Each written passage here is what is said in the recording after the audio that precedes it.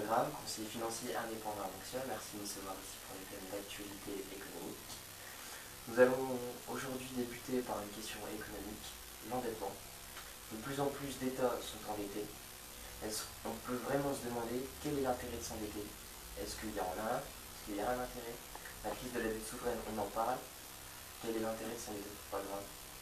Donc bonjour, merci également de me recevoir.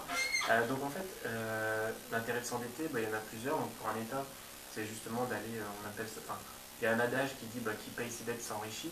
Donc aujourd'hui, c'est vrai qu'on va travailler avec l'argent qu'on n'a pas. Donc en fait, c'est un intérêt notamment quand on crée de la croissance, c'est-à-dire qu'on va avoir une politique des gouvernements de ce qu'on appelle de grands travaux, donc ils vont avoir recours à l'emprunt pour justement entreprendre des projets. Là récemment, par exemple, on a parlé du grand emprunt Sarkozy notamment, avec le Grand Paris, etc. Donc le but, c'est vraiment d'aller investir de l'argent qu'on n'a pas, l'argent des autres, des banquiers notamment, et puis d'en dégager de la croissance, de l'emploi, etc.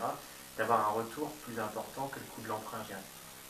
Aujourd'hui, je pense qu'il y a aussi des limites à ça. On voit aujourd'hui, justement, on va voir avec peut-être une question prochaine, mais voilà, on a aussi des limites il faut être raisonnable aussi dans le fait d'avoir recours au crédit. Et aujourd'hui, les gouvernements ne l'ont pas forcément. Donc là, c'est un peu délicat. Je ferai peut-être une aparté aussi sur les ménages, puisque forcément, je dirais que tous les ménages ont plus ou moins eu recours à un moment donné à un crédit, notamment dans l'immobilier, pour accéder à leur résidence principale ou à d'autres biens. Aujourd'hui, par contre, les ménages, eux, sont réglementés, parce que les banques ne vont pas leur prêter plus de 33% plus ou moins de leurs revenus. Aujourd'hui, un État, c'est vrai qu'on ne regarde pas trop ça.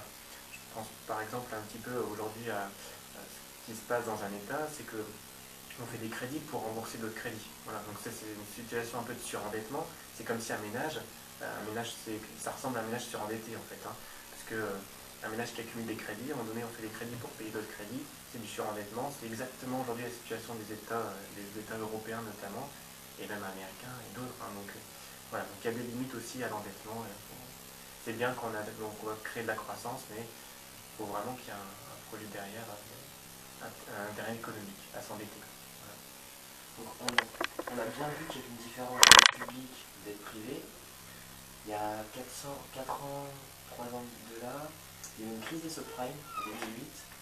Aujourd'hui, il y a un basculement, une crise financière, on parle de crise de la dette souveraine. Est-ce que c'est la même? Est-ce que c'est une continuité ou est-ce que vraiment il y a une séparation dette publique, dette privée par rapport à 2008 et 2012? D'accord. Moi je pense qu'il y a vraiment, c'est vraiment différent. C'est-à-dire que c'est effectivement deux crises graves et très rapprochées. Donc on pourrait dire, tiens, c'est la continuité, on n'en est pas sorti finalement. Alors pour moi c'est quand même deux choses différentes, puisque on a d'un côté la crise qui est venue des États-Unis, la crise des subprimes, donc c'est les crédits hypothécaires américains. Donc en fait, on structurait les crédits hypothécaires faits à des ménages, parfois pas solvables, et on a revendu ça un petit peu à des établissements bancaires, à des compagnies d'assurance. On ne savait même pas qui détenait vraiment ces actifs dits toxiques. Donc voilà, donc ça a entraîné la crise plutôt du coup des dettes des établissements bancaires notamment.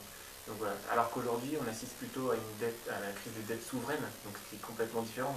On ne touche pas indirectement, directement on ne touche pas les banques, on touche vraiment les gouvernements qui sont surendettés. On parle de la crise grecque, les Grecs qui n'arrivent pas à rembourser leurs dettes, l'Irlande, le Portugal, l'Italie qui a un petit peu touché, les États-Unis qui ont été également dégradés, qui relèvent leur plafond de pouvoir emprunter. Donc tout ça en fait, donc c'est vraiment distinct, c'est-à-dire que dans un premier temps c'était la crise liée au subprime américain, donc plutôt qui avait touché les ménages et donc les banques qui avaient prêté. Et en fait là aujourd'hui c'est la crise vraiment des États souverains, donc parce qu'ils ont vraiment eu recours trop de manière excessive à l'emprunt. Donc c'est vraiment deux choses distinctes, les deux crises. Alors on touche à chaque fois les banques, puisque forcément ceux qui ont prêté aux États sont beaucoup les banques, beaucoup les assureurs. Donc aujourd'hui c'est un peu aussi, ils ont été impactés deux fois les banques, mais c'est vraiment deux phénomènes différents. Mais voilà, donc pour moi c'est vraiment une continuité, je dirais non, mais par contre deux crises très rapprochées. Donc, crise 2008 subprime, 2011 de la dette souveraine. Vous avez parlé de l'Irlande, du Portugal, de l'Espagne.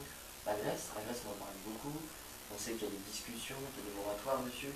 Est-ce qu'il y a des solutions? Est-ce que les institutions européennes, mondiales voient des solutions ou on devra sortir la Grèce de l'Europe?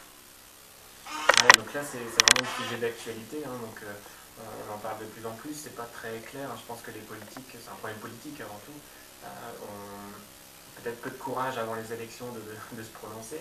Maintenant, les marchés, en fait, les incitent et les poussent à prendre des décisions.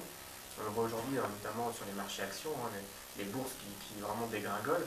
Et ça, c'est parce que les marchés financiers appuient pour justement que ça change. C'est-à-dire que les marchés n'aiment pas l'incertitude. Aujourd'hui, ils ont des incertitudes sur les dettes souveraines des États. Donc ça, ils veulent vraiment appuyer pour que les États prennent des règles, notamment sur l'endettement, pour le limiter. Donc face à la pression des marchés, je dirais les politiciens sont un petit peu obligés de trouver des solutions. Les solutions aujourd'hui, c'est surtout ce qui s'en sort, c'est de ne pas sortir la Grèce de l'euro, puisque là ce serait donc vraiment incertain pour...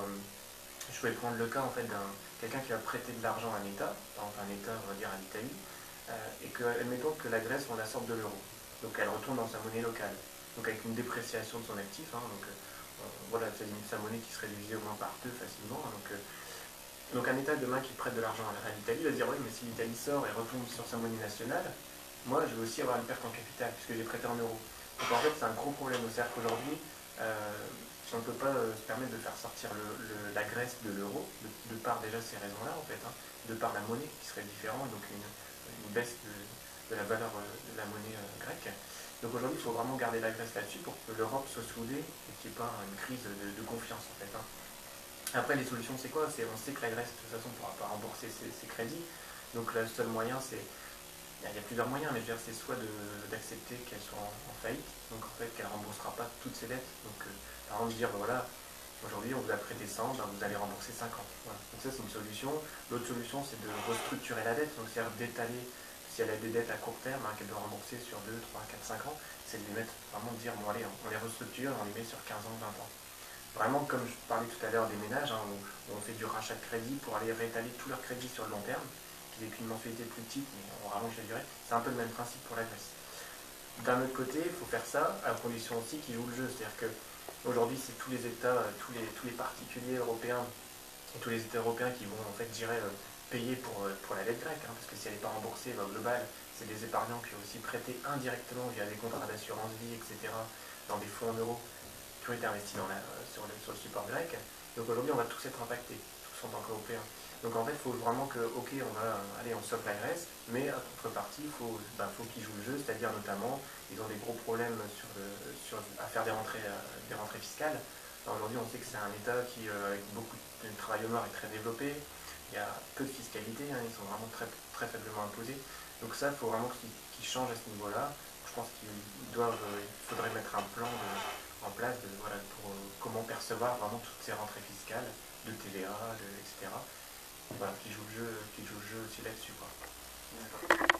Donc on voit bien l'intérêt de s'endetter, les limites. Je pense qu'on a bien compris les thèmes économiques d'actualité sur les crises de la dette souveraine. Merci beaucoup, Paul. De rien, c'est une prochaine fois. Au revoir.